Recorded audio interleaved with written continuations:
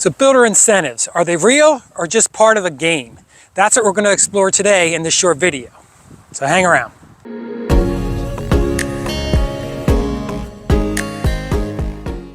So hi, I'm Steve Skimos, a local realtor here in beautiful Port St. Lucie, Florida. And today I'm out here in tradition talking to the builders. And right now they're talking big incentives.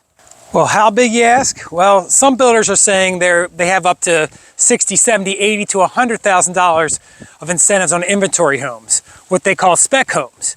These homes are homes already on a given lot with all the structural and finishing decisions already made by designers. So, are these incentives real? Well, yeah, but they're really just drops in price, or what builders call price improvements. Don't you just hate corporate speak? So imagine you bought a house for $500,000. 2 months later, someone bought the same house next door to you for $440,000. You would lose your mind. So builders don't drop base prices much. They just add incentives to essentially reduce the cost of the home. So many of these incentives aren't specifically advertised. They're more broadly advertised, saying something like, big incentives at Boca del Vista, which means you need to call your realtor to find out about the details of the current incentives and which house those incentives apply.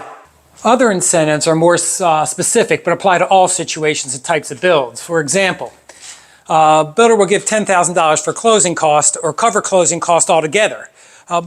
Builders usually cover closing costs more for people who finance than for cash buyers. Now, some builders will give up to $10,000 to $40,000 or more in upgrade incentives, which really aren't $10,000 to $40,000 in incentives because builders get a huge discount on upgrades like tiles and such because they buy in such bulk. Builders could jack up the cost of an upgrade just to make it seem like you're getting a deal and all your upgrade cash is gone in a matter of 1 or 2 upgrades. Sometimes builders will have flex cash, which could be used for closing or upgrades, or a myriad of things that they decide you can use that cash for. Another incentive would be buy downs in the mortgage interest, which might be great in the post 3 to 4% mortgage rate era. Finally, sometimes a builder will just discount the house itself and just call it an incentive, when really it's just a price reduction. Now here's a catch with incentives. If you're incentive buying, you need to be ready to move because incentives, or the price drop, doesn't last long. And if an incentive or combination of incentives brings a house within your budget or lowers the price of a home already in your budget, I suggest being ready to make the commitment. Now keep in mind, if you commit, you are promised those incentives and they can't be taken. But this also means you can't take advantage of any new incentives a month or 2 down the road. Now you can watch the market and you can time it a bit for better incentives, but if you stay in touch with your realtor. But it's difficult to do, and most people end up not saving within their timeline. You know, this bothers me a bit because sometimes it feels like they're pressuring you to buy when it comes to incentives. But on the other hand, I've seen people wait and lose the incentive and end up not getting the house they wanted.